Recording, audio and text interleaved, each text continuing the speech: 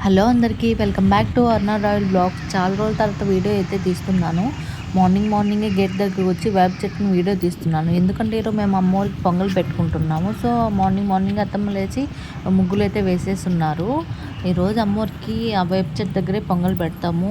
అసలు పొంగల్ ఎందుకు పెట్టుకుంటున్నామంటే మా సైడ్ ఇక్కడ కనుపూరు తిన్నాల ముత్యాలమ్మది ఫేమస్. ఇక్కడ తిన్నాలు చేస్తారు. సో మేము అక్కడికి కాకుండా ఇంటి దగ్గరే ప్రతి సంవత్సరం పొంగల్ పెట్టుకుంటాము.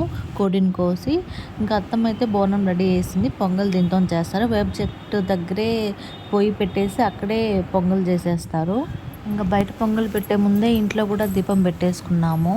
ఇక్కడ దీపం పెట్టేసి ఇంకా బయటకు వెళ్ళేసి ఇంకా పొయ్యి అవి ఇవి అన్నీ రెడీ చేసుకొని బయట పొంగలి పెట్టాలి.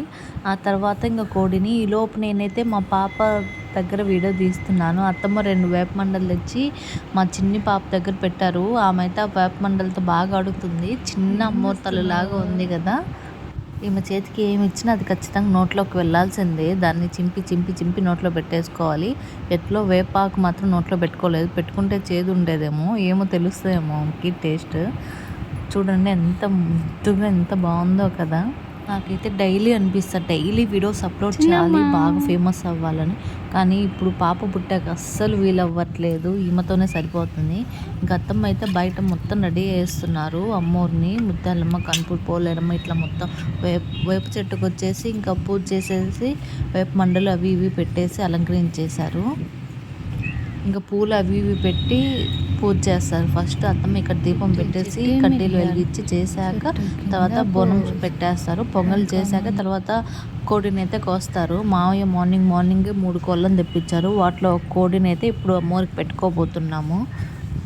కనుపూరు ముత్యాలమ్మ తినాలంటే చాలా ఫేమస్, చాలా బాగా చేస్తారు. నాకు లాస్ట్ ఇయర్ పోవడానికి కుదరలేదు.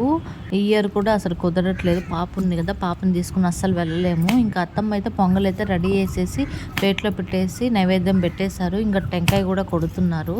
టెంకాయ కొట్టేసి పొంగల్ పెట్టేసి ఇంకా ధూపం వేశారు. ధూపం వేసేసి ఇంకా కర్పూరం వెలిగించేసి ఇంకా హారతి ఇచ్చేసి ఆ తర్వాత కోడిని కోస్తారు. అంకుల్ అయితే కోడిని కోయడానికి వచ్చారు. ఇవన్నీ మావయ్య దేవనాథ్ వాళ్ళు అయితే హెల్ప్ చేయాలి. కాకపోతే వాళ్ళకి షాప్ దగ్గర పని ఉండడం వల్ల వాళ్ళు రాలేకపోయారు. దానివల్ల అత్తమ్మే కోడిని పట్టుకున్నారు. అంకుల్ కోసారు.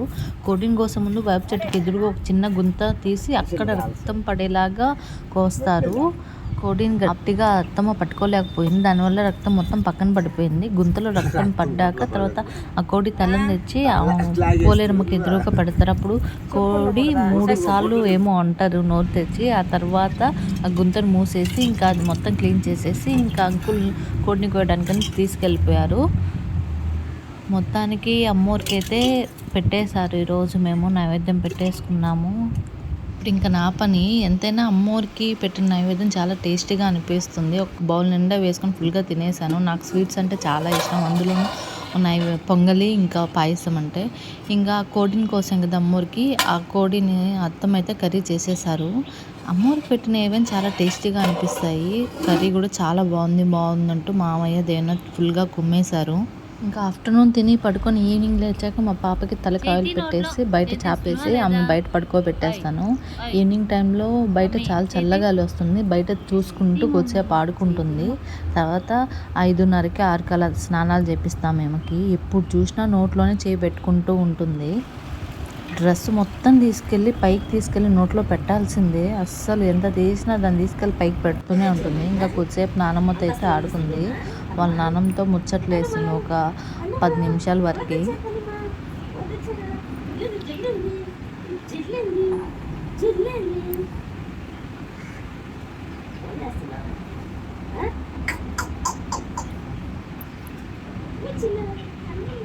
ఇంకా ఈవినింగ్ స్నానం అయ్యాక బొట్టు పెడుతుంటే కదిలింది. ఇంకో సైడ్ కూడా పెట్టేశాను, సూర్యవంక చంద్రవంక అన్నట్టుగా. మొత్తానికి ఈరోజైతే మాది ఇలా గడిచింది. మీరైతే మన ఛానల్ ఫస్ట్ టైం చూస్తున్నట్లే లైక్ చేసి షేర్ చేసి అలాగే సబ్స్క్రైబ్ చేసుకోండి.